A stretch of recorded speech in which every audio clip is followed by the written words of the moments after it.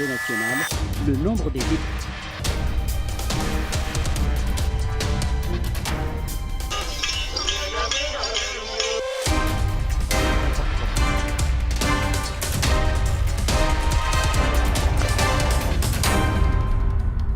Merci de nous rejoindre sur les antennes de la RTS2 pour ce numéro de Midi Actu. Nous sommes le jeudi 10 janvier 2019 et voici le sommaire du jour.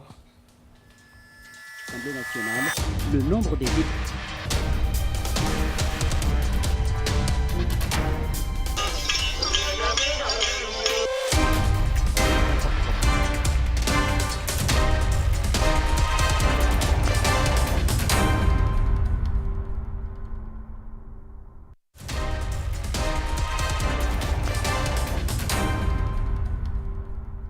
Sur l'international, nous revenons sur ce coup d'État avorté au Gabon. Le chef des putschistes qui avait lu le message à la radio appelant les populations à se mobiliser contre le gouvernement du président Ali Bongo a été retrouvé. Il fait partie des 7 officiers arrêtés. 2 autres mutins ont été tués selon le gouvernement, suivant cet élément de nos confrères de France 24. 7 militaires putschistes présumés ont été arrêtés, dont leur chef. 2 ont été tués. C'est le bilan d'une journée qui n'a pas fait vaciller le pouvoir du président Ali Bongo Ondimba, en convalescence au Maroc depuis plusieurs semaines après un AVC. Tôt dans la matinée, ces hommes ont investi le bâtiment de la radio publique avant l'intervention des forces de sécurité. La situation est sous contrôle selon la présidence. Internet est toujours coupé au Gabon. Et du côté des réactions, la France, le Tchad, le Burundi, l'Union africaine ou encore l'Organisation des Nations Unies condamnent cette tentative de coup d'État.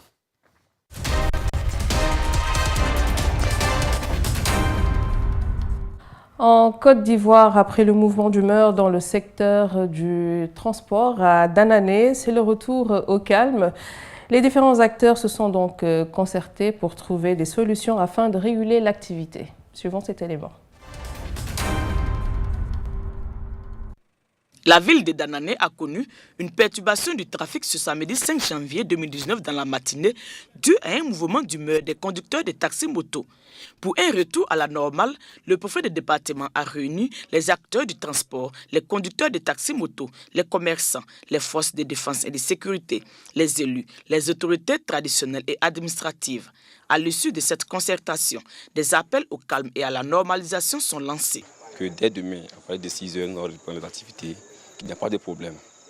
L'activité va reprendre demain sans problème. À tous ceux qui veulent nous visiter, que ce soit du côté de Libéria ou de la Guinée, et même les Ivoiriens qui veulent visiter Danané, de venir sans crainte. Nous avons vécu récemment des événements malheureux. Donc, évidemment, j'appelle l'ensemble de la composante de la population à ne pas laisser circuler des rumeurs. Je l'ai indiqué, il n'y a pas eu de mort, il y a eu juste un blessé que nous avons pris en charge. J'invite donc les populations au calme et surtout à la retenue. Le préfet a en outre saisi le cadre de cette réunion pour exhorter les conducteurs de taxis-motos à se conformer à la loi. Faire en sorte qu'ils aient, 1, les vignettes, 2, qu'ils aient l'assurance, 3, qu'ils aient le permis de conduire. Et bien évidemment avec tous les accessoires de sécurité. Il faut le rappeler, le mouvement d'humeur est parti d'un incident survenu le jeudi 3 janvier à un corridor de la ville. En effet, une altercation entre un conducteur de taxi-moto et des éléments de force de l'ordre est née suite à un refus d'obtempérer. Le conducteur en question, blessé, a été pris en charge à l'hôpital général de Danané. Aussitôt informé, le préfet et le maire ont conduit des concertations et des sensibilisations. Malgré cela, le samedi matin, de jeunes gens, principalement des conducteurs de taxis-motos, ont érigé des barricades, saccagé et incendié les corridors de la ville. Bilan général, aucune perte en vie humaine.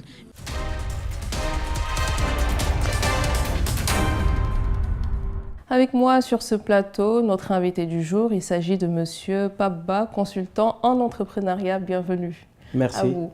On ne vous présente plus d'ailleurs sur les antennes de la RTS2 parce que certainement vous avez l'habitude de le voir dans l'émission Tam Tam. Alors Monsieur Ba, vous avez suivi avec moi ces 2 éléments. D'abord au Gabon, ensuite en Côte d'Ivoire, des situations assez déplorables qui se déroulent dans ces 2 pays, donc des pays africains. Comment est-ce que vous appréciez ces situations ? Une situation assez tendue sur ces deux pays. Premièrement, le Gabon qui traverse un moment assez difficile parce que très récemment, les gens disaient est-ce que le président va revenir ou pas? Il est malade, il est convalescent. Et la destinée de ce pays est entre les mains des Gabonais. Je condamne fortement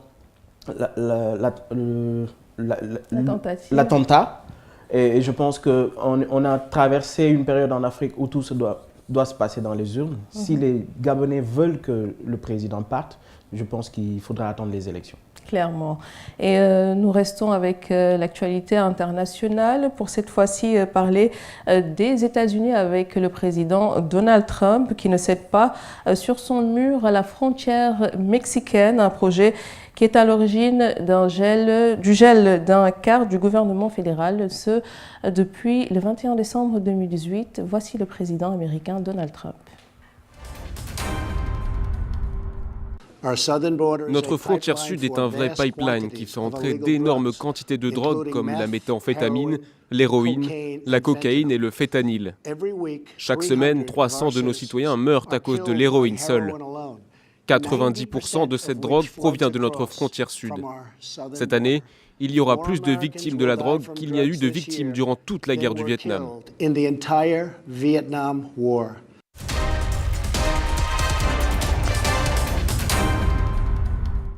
Et nous passons à la chronique culture du jour. Après avoir célébré ses 40 ans d'existence, le Goethe Institut se lance dans la construction d'un nouveau centre culturel. Il faudra donc 2 années pour construire l'édifice de 2600 mètres carrés, suivant les explications du directeur général de l'Institut, aussi de l'architecte. Ils sont tous les deux au micro de Maïmounassi.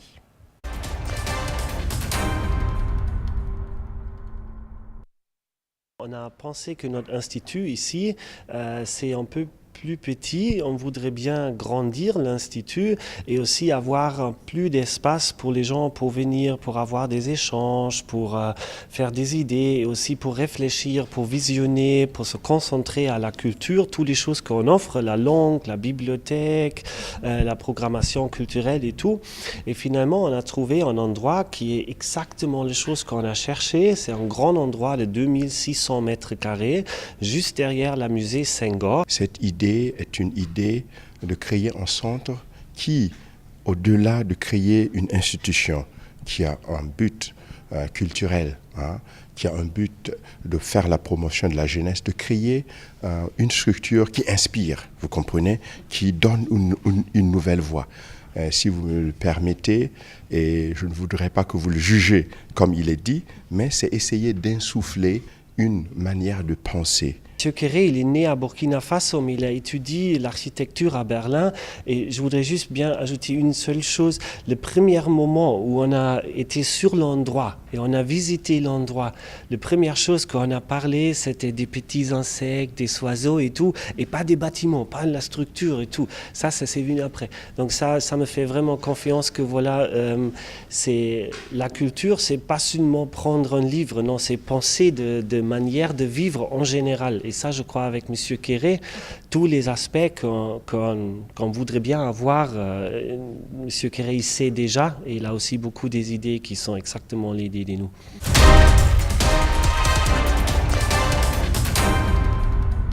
Une bonne initiative, hein, n'est-ce pas? Des centres culturels, on n'en aura jamais assez, ça il faut le dire. L'expression de la culture est assez large, quand on le prend dans son sens large, dans les expressions diverses. Alors, c'est important d'avoir pour moi un grand centre de ce genre qui va permettre aux artistes, qui va permettre aux slameurs, qui va permettre à tout ce qui est culture urbaine de se mouvoir dans cet espace. Surtout aussi permettre aux jeunes qui entreprennent dans le domaine culturel également de pouvoir être plus visibles. Tout à fait. L'industrie culturelle est en train de se développer, de se structurer d'année en année. Quand on analyse les dernières années, il y a beaucoup de projets aujourd'hui autour des industries culturelles, que ce soit la musique, le DJing, le graphe. Donc, il faudrait pousser, et qu'il y a des jeunes Sénégalais qui entreprennent dans ce domaine-là. Je pense que ça va être un bel cadre pour les permettre d'avoir les outils dont ils ont besoin, mais aussi d'avoir des espaces pour faire le spectacle. D'accord. Et ce qui est bien aussi, parce qu'on parle de culture et il y a cette multiculturalité, on a tendance à l'oublier, hein, l'architecture fait partie de cet art Et c'est un architecte burkinabé qui va gérer un peu donc, ce projet-là. C'est très bien parce qu'on parle de Sénégal, pays de la Teranga, et on voit bien que tout le monde est compris dans ce projet. Tout à fait. Pas que les Sénégalais. Francis Kéré est un des meilleurs architectes qu'on a en Afrique de l'Ouest. C'est une fierté de le voir piloter ce projet et je suis sûr que l'œuvre à la fin va ressembler à ce qu'on s'attend. Alors, Monsieur Ba, vous êtes consultant en entrepreneuriat et justement, nous passons à la chronique entrepreneuriat du jour. Question du financement qui nous intéresse aujourd'hui dans la chronique entrepreneuriat. Important pour bien dérouler un projet. Des entrepreneurs se prononcent sur la question dans ce reportage signé Mariam Mang. Ça s'apprend. Ça s'apprend, comme toute chose d'ailleurs. Même pour nettoyer des bureaux, ça s'apprend. Ils sont nombreux à entreprendre sans se soucier de ce que c'est que l'entrepreneuriat et qu'est-ce qu'il faut faire avant d'entreprendre. Cependant, il faut noter qu'il y a plusieurs étapes à suivre pour le bon déroulement des affaires. On ne peut pas créer une entreprise à partir de zéro sans avoir structuré son organisation pour avoir réfléchi aux avantages, aux inconvénients, aux risques, aux opportunités, pouvoir évaluer le capital dont on a besoin au départ, pouvoir évaluer ses coûts en termes de personnel, en termes d'équipement. Et tout cela, ça doit être réfléchi en amont et peut-être produire un document. En fait, tout le monde est entrepreneur à sa manière. Maintenant, peut-être qu'il faut une formation à la base, il faut un accompagnement, il faut faire quand même les bons, tant soit peu pour cela. Et je pense que c'est comme ça qu'on va mieux entreprendre que d'entreprendre d'une façon dispersée. Former les jeunes vers les métiers professionnels peut ainsi aider à faire un bon choix dans l'entrepreneuriat. Il y a beaucoup de métiers où on doit encore continuer à former les enfants, les jeunes plutôt. Je pense à tous les métiers du bâtiment, à tout ce qui touche à la plomberie, à l'électricité, à la maçonnerie. On doit les aider à mieux structurer leur manière d'organiser leur travail.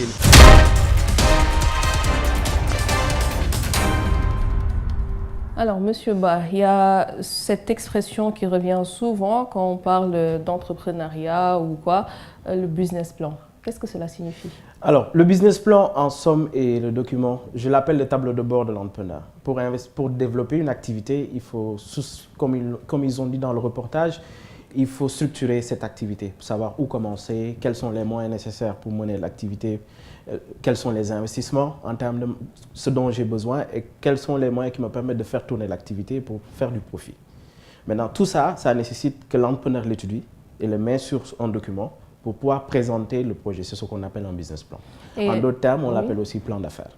Plan d'affaires. Mais pour quelqu'un, par exemple, qui ne s'y connaît pas du tout, qui ne sait pas comment on fait pour établir justement ce document, ce business plan, est-ce qu'il y a des personnes ici au Sénégal qui peuvent les aider? Oui, il y a des structures qui accompagnent, notamment les incubateurs. Il y a des programmes publics de l'État aussi qui accompagnent et il y a des cabinets privés, consultants, qui accompagnent les entrepreneurs qui veulent aujourd'hui investir sur des projets, à structurer leurs projets, à développer des business plans bancables. Je rappelle que l'objectif du business plan, c'est à la fin de le présenter à des partenaires techniques ou financiers, ce qu'on appelle les PTF, pour pouvoir soit lever des fonds ou soit trouver des partenaires techniques pour démarrer l'activité, avec notamment le matériel nécessaire et l'expertise nécessaire dont la personne a besoin dans le cadre de son projet. Donc, pour pouvoir l'utilité du business plan, ça donne une vue générale sur le projet sur 1 an, 2 ans, 3 ans, en termes d'investissement, combien le projet a besoin, en termes de chiffre d'affaires prévisionnel, combien le projet va faire en termes de recettes annuelles, en termes de besoins en fonds de roulement. Quand on dit besoins en fonds de roulement, c'est tout ce qui rentre dans les charges fixes. En entreprise, on appelle ça charges fixes, les salaires, le loyer, l'électricité, la machine, le carburant, la voiture, tout ce qui permet à l'entreprise de produire. D'accord. Parce que la finalité, c'est de faire de la valeur ajoutée, c'est de produire et de vendre, ou de vendre un bien ou un service à la fin qui te rapporte de l'argent pour que tu puisses gagner, tirer du profit de cette activité. D'accord. Et ces personnes-là qui peuvent aider donc les entrepreneurs potentiels, on les trouve où? Parce qu'il me semble que ce n'est pas toujours facile. Ce n'est pas toujours facile, oui. Il faut aller vers des organisations, des incubateurs qui accompagnent. Il faut aller vers des cabinets de conseil. Il y a des coachs, notamment formateurs, qui sont affiliés à des cabinets. Il y a aussi des personnes ressources qui ont l'habitude d'accompagner des entrepreneurs, qui ont les capacités, il faut aller vers ces personnes-là, il faut se renseigner. Généralement, les personnes qui souhaitent entreprendre évoquent cette question du financement comme frein à leur activité. Est-ce qu'il faut forcément des sous, enfin de l'argent, pour pouvoir développer son activité, ou alors qu'est-ce qu'il faudrait réellement? Oui, le financement c'est le troisième pilier, je dirais. Le premier pilier, c'est d'avoir une idée et de savoir comment l'idée va marcher, va être structurée. Le deuxième pilier, c'est de réunir tous les moyens techniques, de voir l'expertise technique dont tu as besoin pour développer l'idée. Et le troisième pilier, maintenant, il faut avoir les moyens d'investissement. C'est ce qui fait qu'on dit souvent, il ne suffit pas d'avoir une idée, mais il faut avoir une idée, savoir comment ça marche et savoir où trouver les fonds pour démarrer. Il y a ce qu'on appelle le fonds d'amorçage. Pour commencer, il te faut un fonds pour acheter le matériel. Aujourd'hui, l'ENA veut entreprendre dans la transformation des produits locaux. Peut-être qu'il a besoin de machines au départ pour pouvoir transformer, emballer, packager et vendre. Ça, c'est un investissement, c'est un coût. Donc, nécessairement, il a besoin d'argent pour commencer. Maintenant, le financement, on peut l'avoir sur 3 piliers. Le premier pilier, c'est s'autofinancer. Si j'ai de l'argent moi-même que je détiens, je peux décider de l'investir sur le projet. Le deuxième pilier, c'est d'aller vers les structures classiques de financement, les banques. Je fais l'étude technique du projet, je finalise le business plan, j'ai mes besoins en investissement, je vais aller voir la banque. Sachant que la banque va demander des garanties pour le financement. Ouais, la banque peut te donner de l'argent. Le troisième pilier, qui est moi ce que j'appelle, que je conseille plus d'ailleurs aux entrepreneurs sénégalais et africains, c'est le financement participatif. Le financement participatif, voir comment dans mon entourage, je n'ai pas les investissements, je n'ai pas l'argent pour investir, je n'ai pas des garanties pour la banque, mais peut-être que dans mon entourage, je peux convaincre mon papa, mon frère, ma soeur de mettre un peu d'argent dans le projet. Ils deviennent actionnaires. Ou bien ils ont des parts. Et ça me permet de réunir de l'investissement de départ pour commencer. D'accord. Ce qu'on appelle le financement participatif. Alors, il y a un quatrième élément avec l'usage des technologies de l'information et de la communication qu'on appelle le crowdfunding, la levée de fonds sur Internet. Il y a des plateformes aujourd'hui qui permettent ou sur lesquelles tu peux aller exposer ton projet, solliciter un montant pour dire je vais démarrer ce projet-là. Le projet, si je le démarre sur une durée telle, va me permettre de générer tant de revenus et je partage le projet sur Internet, sur cette plateforme. Et la plateforme est sécurisée et des internautes un peu partout dans le monde peuvent voir le projet qui les intéresse. Ils décident de mettre $10, $50, $100, $200. D'accord, c'est comme une Maintenant, collecte. à terme, sur la campagne, sur une durée, sur la plateforme, si le projet arrive à lever le montant dont il a besoin, on envoie les fonds à l'entrepreneur, moyennant une contrepartie. C'est ce qu'on appelle le crowdfunding. D'accord. Et est-ce que, parce que par exemple, il y a des projets, on a des besoins donc, pour financer ou en tout cas pour faire avancer ce projet. Mais est-ce que c'est toujours une question d'argent? Est-ce que souvent, ce n'est pas plutôt du matériel qu'il faut? Par exemple, vous avez parlé de la participation de son entourage ou quoi. L'entourage peut donner l'argent, mais est-ce que aussi on ne peut pas contribuer autrement en donnant du matériel? Oui, ce que j'appelle le pro bono, les dotations en nature. Je donne un exemple. Tu as besoin d'une voiture pour livrer, tu n'as pas de voiture ou tu n'as pas les moyens pour acheter la voiture tout de suite. Peut-être que chez toi, dans ta famille, il y a quelqu'un qui peut te prêter une voiture selon des heures pour te permettre de livrer. Ça aussi, c'est un investissement. Donc l'investissement en nature aussi existe. Ce n'est pas que l'argent forcément. Très souvent, les entrepreneurs font l'amalgame. Quand vous parlez de projet, ils pensent automatiquement à l'argent. C'est vrai, il y a de l'investissement. Mais la première chose que moi, j'ai l'habitude de dire, il faut d'abord avoir une idée qui marche. Il faut savoir comment l'idée va marcher. Et il faut savoir, en dernier lieu, comment à travers cette idée, je peux gagner de l'argent. Si vous avez ça, à partir de zéro, vous pouvez commencer à réunir maintenant les éléments dont vous avez besoin au sein de votre entourage, que ce soit en argent, en nature, pour pouvoir démarrer l'activité. D'accord. Maintenant, au fil du temps, vous n'êtes pas obligé. Très souvent, les entrepreneurs, au départ, ils voient gros ou plutôt grand. Ils pensent que, ouais, si je veux faire ce projet, j'ai besoin de 5 millions, 10 millions pour le faire. Mais quand on analyse, quand souvent ils se font accompagner par un coach qui analyse les besoins d'investissement prioritaires, ils se retrouvent avec un montant pas trop élevé qui leur permet de démarrer. Et très souvent, en regardant l'environnement sur les 4 piliers de financement que je viens de citer, très souvent ils peuvent réunir les moyens qui leur permettent de démarrer. Quand ils démarrent, en produisant de petites quantités, ils peuvent commencer à vendre, à avoir des rentrées d'argent. Et c'est comme ça que l'activité se structure. Au bout de quelques moments, ils ont un compte ils ont un peu d'argent, ils peuvent maintenant aller voir la banque pour dire « Ok, j'ai besoin de plus d'argent pour pouvoir développer mon activité. » D'accord. Et comme pour le budget, est-ce qu'il faut aussi faire des évaluations et des contrôles par rapport à ce business plan, réadapter s'il faut par rapport à l'évolution du projet? Tout à fait. Un business plan n'est pas statique, c'est un document qui évolue dans le temps et c'est un document qui priorise sur un temps donné des investissements, mais au fil du temps qu'on avance, on doit l'updater. On doit en fait faire une mise à jour pour voir est-ce que les chiffres que j'avais, les prévisions de départ que j'avais sur le document sont toujours correctes, liées au coût du marché parce que les prix augmentent. L'environnement dans lequel le projet baigne aussi peut subir des éléments contextuels, donc il faut actualiser ce business plan-là. Je rappelle que c'est un document, c'est un tableau de bord, c'est comme la voiture que vous conduisez. Vous avez le manuel pour l'essence, l'eau, l'huile, et à chaque niveau, vous êtes en train de voir où est-ce que ça se situe. Si vous avez besoin de beaucoup d'huile, peut-être que vous allez aller chercher, vous allez dans une station prendre du carburant, de l'eau, de l'huile. C'est comme ça. Donc le business plan, en somme, c'est le tableau de bord de l'entrepreneur qui permet à l'entrepreneur de mesurer ses investissements, de mesurer aussi son chiffre d'affaires prévisionnel et de voir est-ce que le projet est rentable ou pas.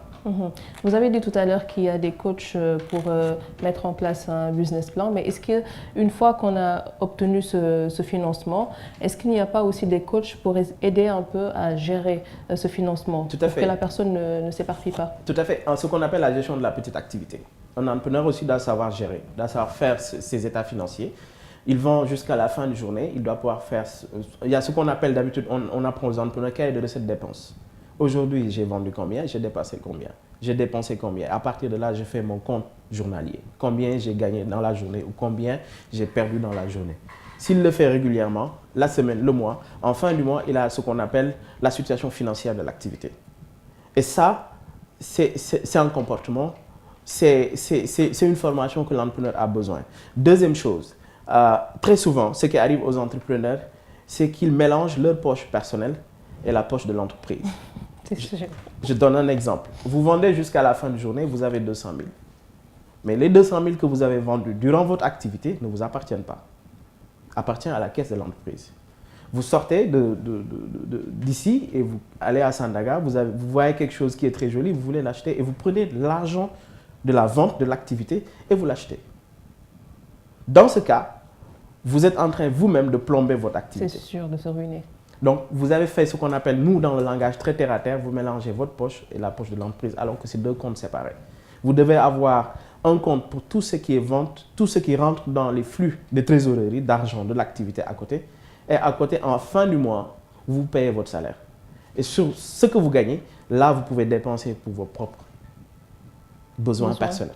Donc, ce qu'on appelle très souvent de l'éducation financière. Mais ça, c'est vraiment de l'éducation financière. C'est ce qu'on appelle, dans un module qu'on appelle gestion de la petite activité, qu'on apprend aux entrepreneurs comment gérer. Parce qu'il ne suffit pas de créer une entreprise et de créer de la valeur, mais il suffit de créer une entreprise, mais il suffit aussi de savoir le gérer. D'accord. Alors, dans ce cas, est-ce qu'en créant une entreprise, justement, une PME, par exemple, est-ce qu'il ne faudrait pas prévoir des personnes dont la particularité, c'est justement ça? Parce que je sais que, par exemple, quand on entreprend, on a régulièrement une autre activité à côté. Donc, est-ce qu'il ne faudrait pas une certaine concertation entre des personnes qui ont chacune une particularité, qui se mettent ensemble pour entreprendre? Tout à fait. C'est pourquoi on dit l'entrepreneuriat est un tout. On a besoin de diverses compétences. C'est un potluck, en fait, dont on a besoin de diverses compétences. Donc, on a besoin d'avoir quelqu'un qui nous assiste dans la comptabilité, dans la gestion de la petite activité. On a besoin de quelqu'un qui nous assiste dans tout ce qui est légal, les aspects légaux. On a besoin aussi de quelqu'un qui nous assiste dans la communication. Bref, c'est un tout. Maintenant, au début, c'est très difficile d'avoir les moyens de payer tous ces services-là. Mais ce qu'on recommande aux entrepreneurs souvent, c'est de trouver des mentors ou des coachs qui les accompagnent, qui n'ont pas besoin d'être là tout le temps. Mais moi, je peux vendre. J'ai ma petite activité. Je prends l'exemple de Djainaba qui vend des beignets ou qui vend des produits locaux. Il a sa petite activité. Chaque fin du mois, chaque semaine, il peut faire son état lui-même. Il peut avoir un petit cahier ou une note. Lorsqu'il a besoin de faire les comptes, le coach est là en fin du mois. Le coach l'aide à faire les comptes. Lui permet, l'aide à à calculer ce qu'il a gagné, ce qu'il a investi et comment il va réinvestir dans l'activité pour que ça soit plus grand. Parfait, super. Merci beaucoup, Monsieur Ba. C'est moi.